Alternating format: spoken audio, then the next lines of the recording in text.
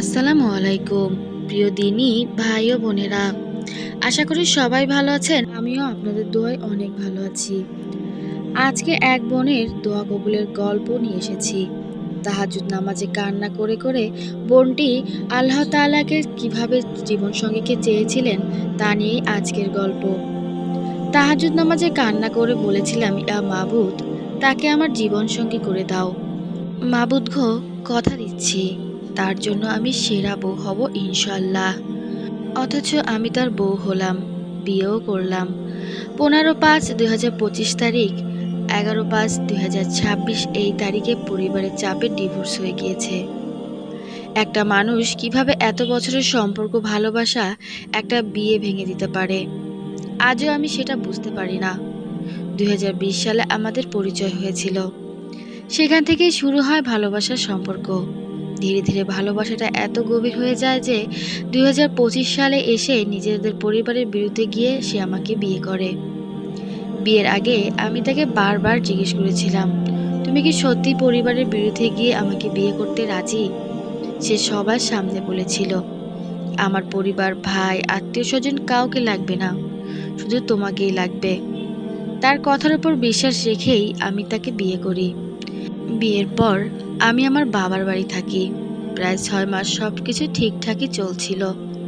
তারপর একসময় তার পরিবার জানতে পারে যে আমাদের বিয়ে হয়েছে। জানার পর থেকেই আমাকে হুমকি ধামকি দেওয়া শুরু হয়, কিন্তু আমি এসব কিছুই মাথায় নিইনি। শুধু সম্পর্কটা টিকিয়ে রাখার জন্য অনেক চেষ্টা করেছি আমি আমার স্বামীর কথা ভেবে। ওদিকে আমার স্বামী ও তার পরিবার, বিশেষ করে তার ভাই, অনেক নির্যাতন করত। তবুও সে আমার সাথে থাকার জন্য তার সিদ্ধান্তে অটল ছিল। আমি পরিবারের চাপে, হতাশায় এতই নিমগ্ন হয়ে গিয়েছিলাম যে সাগরের অতল গহ্বরে ডুবে গিয়েছিলাম। আমি কিছুই বুঝতে পারছিলাম না। যেখানে যাচ্ছিলাম সেখানেই আমি ধোঁকা খাচ্ছিলাম। যার কাছে হাত পাচ্ছিলাম সেই আমাকে ফিরিয়ে দিচ্ছিল। কিন্তু আমার হঠাৎ করে মাথায় এলো, আমার রব তো আমাকে ফিরিয়ে দিবেন না। আমার কেউ চলে গেলেও আমার রব আমার সাথেই আছেন। আমি 5 ওয়াক্ত নামাজ শুরু করলাম। রাত্র 2টা থেকে 3টায় উঠতাম, পরিষ্কার একটি জামা পরিধান করতাম, উত্তম রূপে উজু করতাম, একটু সুগন্ধি ব্যবহার করতাম। এই শ্বাস শুধু আল্লাহ তাআলার জন্য। তারপর জায়নামাজটি বিছিয়ে 2 রাকাত করে, তার বেশিও তাহাজ্জুদ নামাজ আদায় করতাম। মনের সব কথা আল্লাহকে বলতাম। সবাই ঘুমাচ্ছে, আল্লাহ আর আমি। একটা সুন্দর রাত। এই রাতে আল্লাহর কাছে কিছু চাইলে আল্লাহ তাআলা কখনোই ফিরিয়ে দেন না। আর প্রতিদিন পড়তাম 11 বার, লা হাওলা ওয়ালা কুওয়াতা ইল্লা বিল্লাহিল আলিয়্যিল আযীম, আস্তাগফিরুল্লাহাল্লাযী লা ইলাহা ইল্লা হুয়াল হাইয়ুল কাইয়্যুম ওয়া আতুবু ইলাইহি, লা হাওলা ওয়ালা কুওয়াতা ইল্লা বিল্লাহিল আলিয়্যিল আযীম। হযরত রাসূল সাল্লাল্লাহু আলাইহি ওয়াসাল্লাম বলেন, কেউ যদি তার কোনো ইচ্ছা আল্লাহর কাছে পেশ করতে চায়, মহান আল্লাহর থেকে কিছু পেতে চায়, সে যেন টানা 40 দিন তাহাজ্জুদ নামাজ পড়ে আল্লাহর কাছে ইচ্ছা চেয়ে নেয়। অবশ্যই তার যে কোনো ইচ্ছা হালাল হতে হবে। আল্লাহ তাআলা তার সব ইচ্ছা পূরণ করবেন। বুখারী। রাতে তাহাজ্জুদ নামাজ পড়ার অভ্যাস করুন। মানসিক শান্তির মেডিসিন পেয়ে যাবেন এবং স্বপ্নগুলো চোখের সামনে পূরণ হতে দেখবেন ইনশাআল্লাহ। টানা 40 দিন তাহাজ্জুদ নামাজ পড়ে আমার জীবনে এমন অলৌকিকতা ঘটে যাবে আমি কখনো বুঝতে পারিনি। 40 দিন নামাজ পড়ার পরে আমার ভালোবাসার মানুষটি ফিরে এসেছে। আমার সংসারটি জোড়া লেগে গেছে।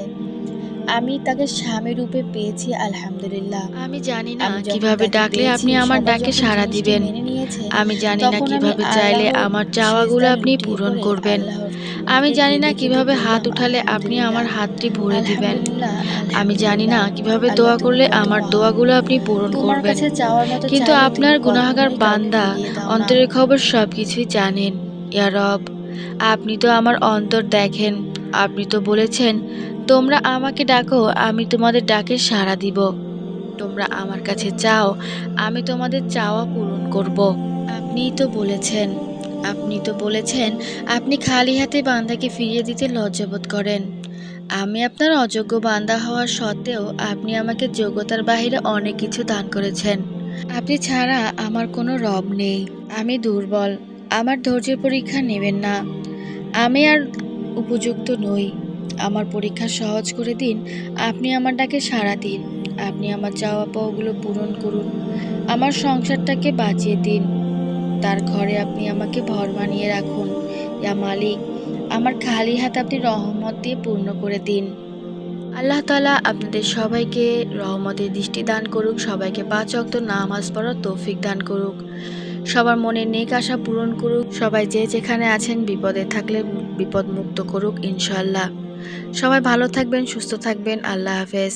আমার ভিডিওটি ভালো লাগলে আমার চ্যানেলটি সাবস্ক্রাইব করে আমার ভিডিওটি শেয়ার করে সবাই আমার পাশে থাকবেন। সবাই ভালো থাকবেন। আল্লাহ হাফেজ।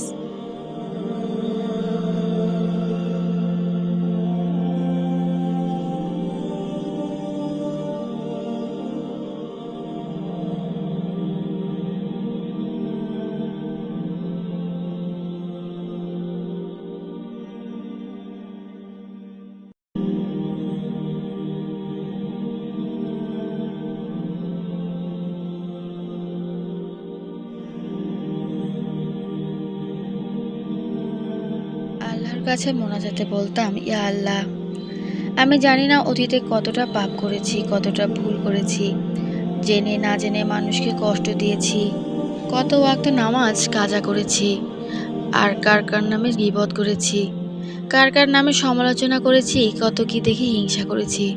আস্তাগফিরুল্লাহ। ইয়া আল্লাহ, আপনি এখন আমাকে এমনভাবে তৈরি করুন যাতে এসব থেকে আস্তে আস্তে মুক্তি পেতে পারি। আমাকে